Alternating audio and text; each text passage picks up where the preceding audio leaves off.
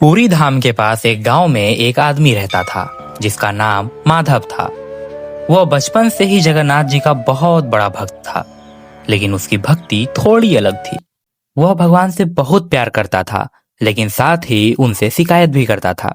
हर सुबह वो मंदिर जाता, दीप जलाता, फूल चढ़ाता और फिर धीरे से कहता, प्रभु सबको इतना कुछ दिया है, मुझे कब दोगे। उसके मन में कहीं ना कहीं एक उम्मीद थी कि एक दिन भगवान उसकी जिंदगी बदल देंगे।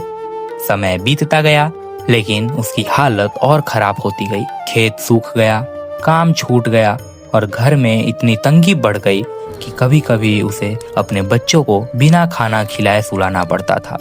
उसकी पत्नी चुप रहती, लेकिन उसकी आंख में दर्द साफ दिखाई देता। एक दिन हालत इतने बिगड़ गए कि माधव का धैर्य टूट गया।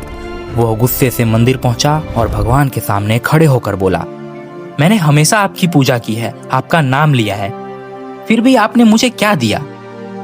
क्या मेरी भक्ति में कमी थी? उसकी आवाज कांप रही थी, आंखों में आंसू थे और दिल में दर्द भरा हुआ था। वो वहीं बैठ गया और देर तक भगवान की मूर्ति को देखता रहा। कुछ देर बाद थक कर मंदिर के कोने में ही सो गया। रात गहरी हो चुकी थी, मंदिर में सन्नाटा था। तभी एक वृद्ध व्यक्ति धीरे धीरे चलते हुए उसके पास आए।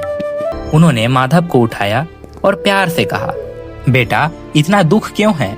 माधव ने उन्हें सब कुछ बता दिया, अपनी गरीबी, अपनी तकलीफ, अपनी नाराजगी, सब कुछ।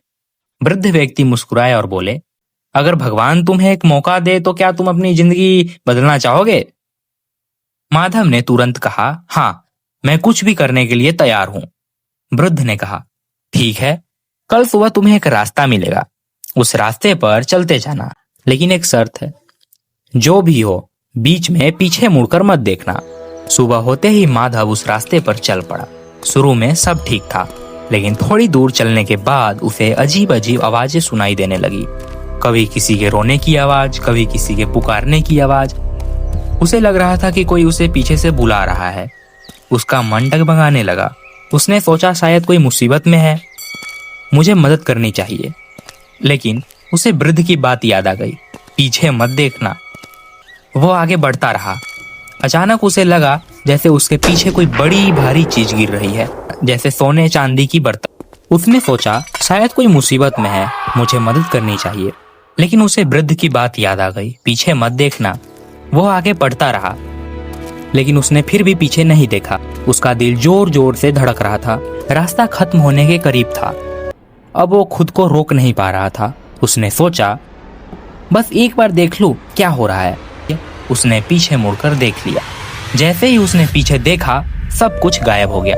ना कोई आवाज, ना कोई चीज, बस खाली रास्ता। वह निराश होकर जमीन पर बैठ गया। मैंने मौका खो दिया, वो रोने लगा। तभी वही वृद्ध व्यक्ति उसके सामने प्रकट हुए, लेकिन इस बार उनका रूप बदलने लगा। उनकी आंख में दिव्यता आ गई, चेहरे पर तेज फैल गया और माधव समझ गए कि ये कोई साधारण व्यक्ति नहीं है। वह घुटनों के बल बैठ गया।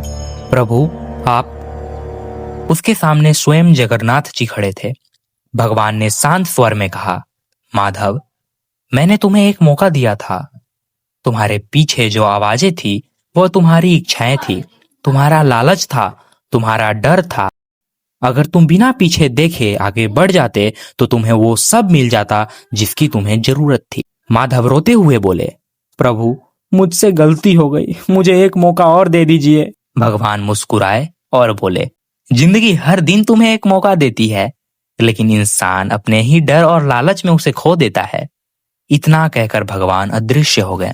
उस दिन के बाद माधव की जिंदगी तुरंत नहीं बदली, लेकिन उसका नजरिया बदल गया।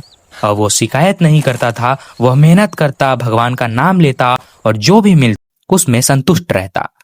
धीरे धीरे उसकी जिंदगी सच में बदलने लगी।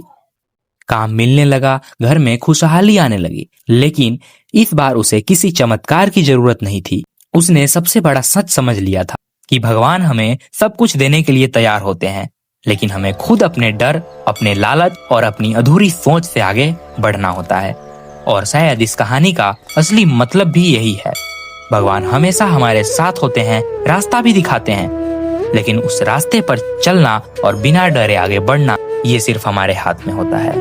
अगर कहानी आपको पसंद आए तो आप कमेंट में जय जगन्नाथ जरूर लिखें। जय जगन्नाथ।